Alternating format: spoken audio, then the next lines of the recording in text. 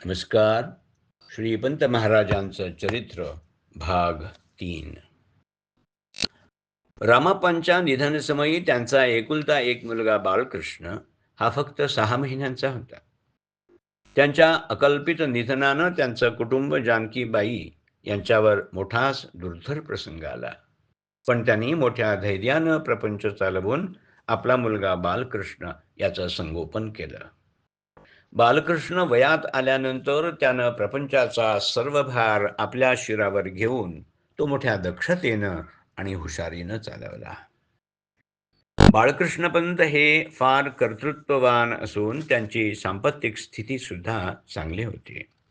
त्यांना रामाप्पा, देवप्पा, जीवप्पा आणि चिंतप्पा असे 4 मुलगे होते. त्यापैकी सर्वात वडील रामप्पा हे कट्टे दत्तभक्त असून सात्विक वृत्तीचे होते.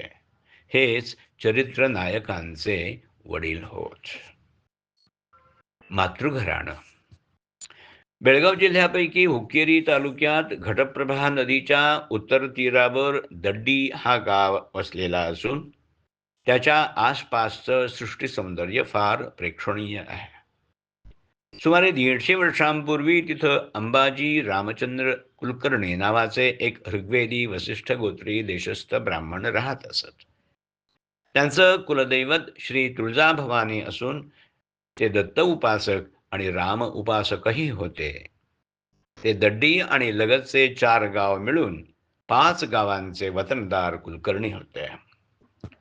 ते अतिशय धार्मिक वृत्तीचे असून कट्टे गुरुभक्त होते.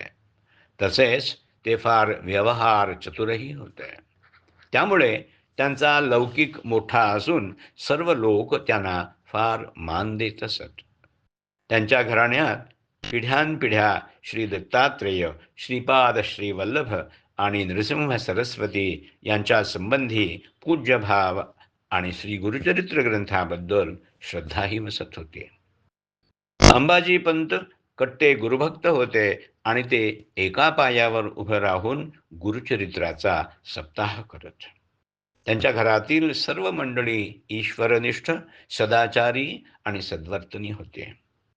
त्यांच्या उज्ज्वल चारित्र्याचा लोकांवर इतका परिणाम झाला होता की त्यांना पुष्कळ लोक राजर्षी म्हणत. अंबाजी पंतांना अनंत उर्फ अण्णा, नरसिंह आणि रामचंद्र असे 3 मुलगे होते. अंबाजी पंतांच्या मुलांपैकी सर्वात वडील जे अनंतराव उर्फ अण्णा, त्यांना लक्ष्मणराव उर्फ भाऊ, बाळकृष्ण आणि गोपाळ असे 3 मुलगे होते आणि त्यापैकी सर्वात वडील जे लक्ष्मणराव उर्फ भाऊ, त्यांना व्यंकटराव उर्फ रावजी, हनुमंत आणि श्यामजी असे 3 मुलगे होते. नरसिंहपंतांना सुंदराक्का, गोदाक्का आणि बहिणाक्का अशा 3 मुले असून श्रीपाद नावाचा एक मुलगा होता. या सर्व मुलात वडील ज्या सुंदराक्का त्यानं बागेवाडी इथे जोशी यांच्या घरी दिलेलं होतं. त्यांच्या लग्नानंतर लवकरच त्यांना वैधव्य आल्यामुळं त्या माहेरीच राहत असत. गोदक्का यांना बाळेकुंद्री येथील माग उल्लेख केलेल्या कुलकर्णी घराण्यांपैकी बाळकृष्णपंतांचे ज्येष्ठ चिरंजीव रामप्पा यांना दिलेलं होतं आणि त्यांचं सासरचं नाव सीताबाई असं होतं. याच चरित्र नायकांच्या मातोश्री होत. बहिणाक्कांना बाळेकुंद्री नजीक मारिहाळ येथील कृष्णाजीपंत कुलकर्णी यांना दिलेलं होतं. नरसिंहपंतांच्या मुलांपैकी श्रीपाद हा सर्वात लहान असून त्याच्या जन्मानंतर थोड्याच महिन्यांनी ते 1844च्या सुमारास परलोकवासी झाले. ते फार करारी कर्तृत्ववान होते. त्यावेळी ते आणि त्यांचे बंधू अनंतराव उर्फ अण्णा, रामचंद्रपंत हे एकत्र राहत असून त्यांच्या घराण्याची सांपत्तिक स्थिती ही चांगली आणि भरभराटीची होती. श्रीकृष्ण जन्म. सन 1855 साली नरसिंहपंतांची मुलगी सौ गोदाक्का उर्फ सीताबाई म्हणजे बाळेकुंद्री येथील रामचंद्र कुलकर्णी यांचं कुटुंब या गरोदर राहून दड्डी इथं आपल्या माहेरी बाळंतपणा करता गेल्या होत्या.